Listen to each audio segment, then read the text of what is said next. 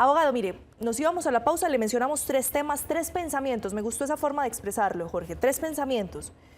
Hombre, da esto para pensar tal vez juicio político. ¿Qué es un juicio político y cómo cabe acá? Esas pruebas que se pidieron, esas interceptaciones, ese celular que fue tan escandaloso en su momento, y estarán buscando una prescripción para dejar ese velo de duda sobre inocencia o culpabilidad. Le dejo las 3 ahí y las vamos repasando, abogado. Excelente. Sobre la primera, juicio político es una expresión no técnica, sino que hace parte del uso normal del lenguaje, con la que uno pretende diagnosticar la siguiente situación. Un proceso judicial, como en el que apariencia nos convoca, intenta determinar la existencia o no de unos hechos. Unos hechos muy claros que acabo de determinar. Un juicio político podríamos decir que busca es establecer que los detractores y admiradores de una figura política puedan exponer su visión, su narración alrededor de su versión de la verdad e intentar con esto hacerlo como una herramienta política para tener más adeptos de una o de otra causa. Un proceso judicial no debería ser el espacio para que todos opinen libremente ni para que construyan unas narraciones exageradas, sino que debe tener como cauce y límite fundamental los hechos materia de controversia. Yo digo de una manera un poco caricaturesca que esto parece más un juicio político que un juicio en el rigor jurídico de la expresión, pero es acuñable a ambas partes que están interviniendo. La Fiscalía está llevando hoy unos testigos francamente impertinentes respecto a los hechos que pretende probar.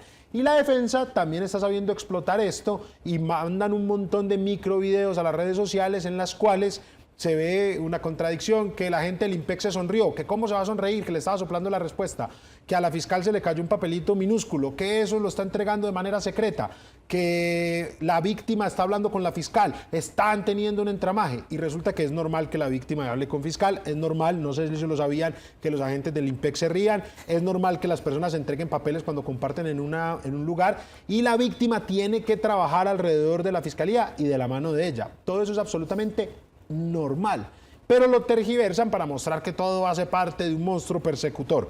Pero la Fiscalía tampoco es que esté ayudando mucho porque francamente, cuando uno escucha las preguntas y cuando escucha las respuestas, lo que dice es, ¿y esto qué pretende probar?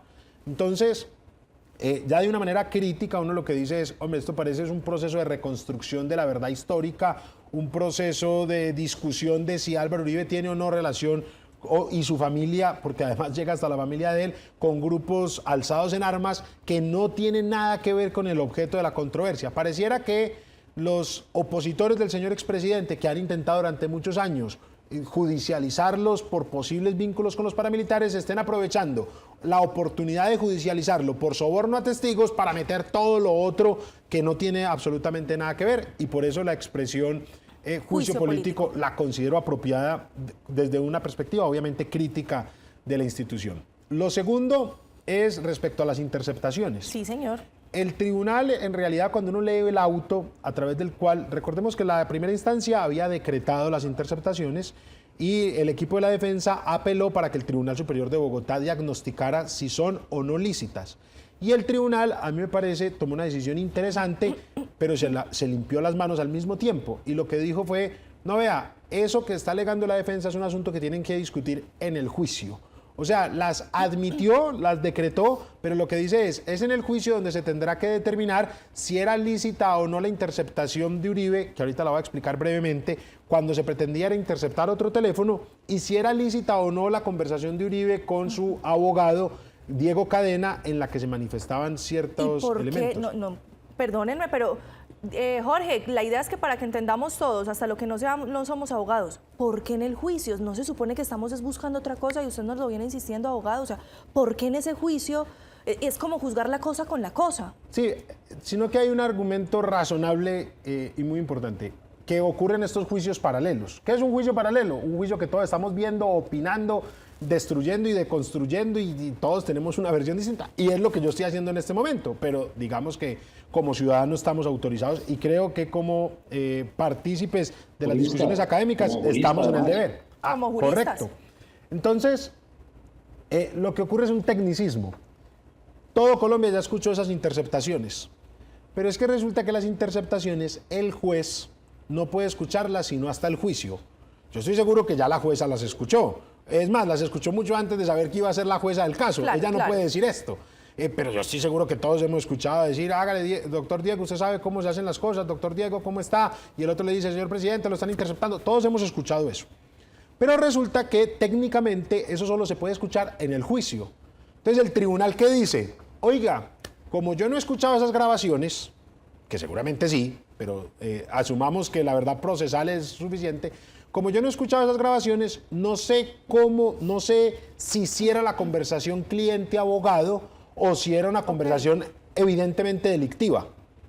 Yo que ya las escuché, y sí puedo decir que las escuché, digo, eso era una conversación cliente-abogado. Ok. Pero entonces, lo que está diciendo la Corte, lo que dijo el tribunal, perdón, es, ya verificaron que sí existían unos motivos, ya hubo una interceptación, pero ojo, señora jueza, ponga usted atención durante el juicio si la defensa logra demostrar que esa prueba era ilícita. Entonces, respecto a las interceptaciones, Todavía quedó no como en estamos veremos. en ese momento en el que la defensa tenga que demostrar, o no hemos llegado al momento de hablar de las interceptaciones en el La juicio. defensa tendrá que demostrar, no, todavía no se han Todavía introducido no. las interceptaciones.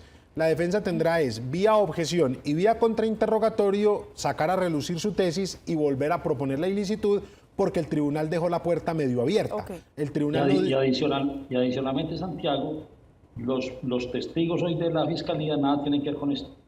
Así Pero- es. En eso estamos totalmente de acuerdo.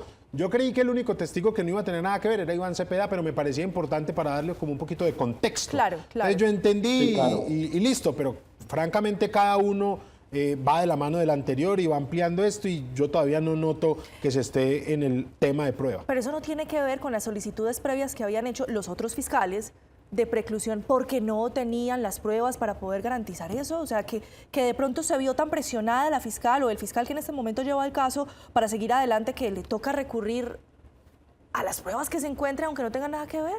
Lo que pasa es que la preclusión es cuando sea evidente la inocencia. Y a mí me parece también un exabrupto decir eso, porque sería tal como señalar que lo que hizo la Corte en su momento, la sala de instrucción, era un exabrupto jurídico, una grosería. Claro, claro. No estoy de acuerdo con eso. Yo creo que esto era una cuestión discutible que debía ir a juicio por la etapa en la que ya nos encontrábamos. La preclusión no era el mecanismo, porque es distinta la preclusión al archivo.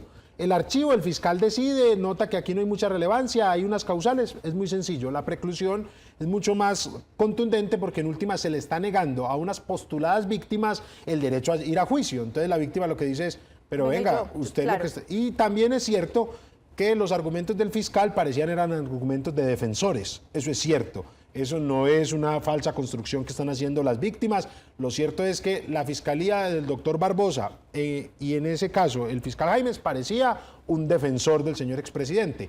No sé si estaba diciendo cosas correctas o incorrectas, si el señor expresidente tenía o no algo que ver, pero lo cierto es que no era el mecanismo en ese momento. El mecanismo era este, que es un juicio.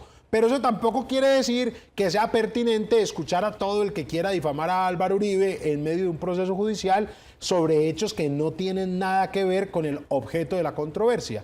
Entonces, al final, francamente, todo esto que estamos viendo está creando una atmósfera de evidencias innecesarias. Ahora, las interceptaciones son dos bloques polémicos. Una, estaban interceptando a otro señor, pero era el celular en verdad de Álvaro Uribe Vélez. ¿Cuál es mi posición respecto a esa? Que esa interceptación es ilícita. ¿Por qué es ilícita esa interceptación?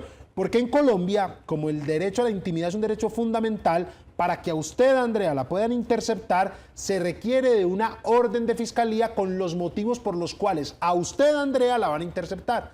Pues resulta que al señor expresidente Álvaro Uribe lo interceptaron con los motivos para interceptar a otro señor. ¿A qué equivale eso? A que no habían motivos, o por lo menos no en la orden, para interceptar al señor Álvaro Uribe. Sí, señor. El contraargumento que nos han dicho es, sí, eso podría ser ilícito, pero es un descubrimiento inevitable. Y a mí me parece eso un descalabro. No, pues eso sí sería gravísimo. Entonces es inevitable que chusen a todo el mundo en grupo y a ver qué encuentran. Así Pues es. Y el acaba descubrimiento... con la legalidad del presunción, país, con la no, y con la legitimidad. presunción de inocencia. Es Así chuzarnos es. a todos Pero a buscar la total. caída. Y además, Jorge y Andrea, el descubrimiento inevitable es cuando usted acredita que a esa misma información hubiese podido llegar por otra vía, de manera que si no existiera esa interceptación también lo habríamos encontrado. Y eso es francamente imposible. La única forma de escuchar una conversación entre dos personas es o con una interceptación o que uno de los dos la grabe. Y como ninguno de los dos la grababa, el único mecanismo en este caso era la interceptación. Y se lo digo con toda franqueza, respecto a la interceptación del señor expresidente, no habían motivos en ninguna orden. Eso fue un error judicial que tenía que asumir la Corte. ¿Qué es lo que ocurre? Que como la Corte es la que da la orden de interceptar y la Corte es la que tiene que vigilar si quedó bien o mal interceptado, pues ahí no hay un sistema verdaderamente acusatorio y soy yo cuidando la decisión que tomé. Claro. Listo, yo creo que eso está muy claro. Y lo otro es ya la conversación Diego Cadena-Álvaro Uribe. Esa conversación además tiene una nota especial y es que todo lo que uno converse con un abogado que esté ejerciendo como abogado es inviolable, es una comunicación que no se puede intervenir, salvo, lo han dicho los tribunales internacionales, que de lo que se esté hablando sea algo evidentemente ilícito. Es decir, si yo soy tu abogado, Andrea, pero lo que estamos hablando es de a quién vamos a secuestrar, a quién vamos a matar, cuánta coca vamos a mandar, a quién vamos a desaparecer, pues es obvio que ahí no estamos hablando cliente-abogado. Pero se ha acudido a un argumento, a mí me parece un poco engañoso, a mí me parece un poco falaz, según el cual únicamente este derecho cobra vigencia cuando ya la persona es un apoderado de aquel con el que está hablando. Y ahí no solamente le estamos sumando una palabra que no dice la ley dice es que las conversaciones entre abogado y cliente son inviolables, no entre apoderados, que son dos categorías distintas. Claro. Mi posición obviamente está sesgada porque es el rol que yo ejerzo, yo soy abogado defensor en esencia, pero mi posición es, a partir del momento en el que Andrea me cuente algo por yo ser abogado, ese algo es inviolable. Pues lo contrario sería tal como afirmar que la primera cita o abogado-cliente siempre se podría interceptar porque Claro. nadie en la pero primera no- cita ya tiene poder. Absolutamente, No, claro y que sí. además no habría clientes, nunca habría un cliente. Así es. Uno recurre primero a llamar al abogado a preguntarle, ve, tengo este inconveniente, me pasó esto y estaba interceptado, pues imagínese, entonces ya el delito se consumó, entonces vas a una condena. Eso no tiene ningún sentido. Pues por supuesto que arranca desde el momento que inicia la parte de asesoramiento que va a llevar a un contrato de un abogado que es el que lo va a representar a uno, ¿no? Y así lo represente o no lo represente, porque a mí me puede llamar ahorita Andrea. Ah, Doc, sí, tengo claro, una duda. claro. Lo que pasa es que a mí me pasó esto y esto. Si no fuera así, pues todos los fiscales dedíquense a interceptar a los defensores, claro que ya lo hacen, dedíquense a interceptar a los defensores, escúchenle la llamada antes del poder y con eso vayan a los estrados judiciales. Yo creo que no. Yo creo que el primer bloque de interceptaciones son ilícitas por no haber motivos fundados y creo que la conversación con Diego Cadena es ilícita porque era abogado-cliente. Y cuando uno la escucha, pero el tribunal no la ha oído simbólicamente Claro. y la jueza tampoco, cuando uno la escucha, lo único que dice, lo único que es una conversación totalmente normal. Fui allá, él me dijo esto, lo otro, señor presidente, proceda, doctor Cadena, usted sabe cómo hacer las cosas. Ahora, decir que eso quiere decir, vaya, soborne testigos y cambia las versiones, es ya un interés político que hace que uno escuche lo que ahí no dice. Francamente, yo observo ahí una conversación cliente-abogado completamente ordinaria.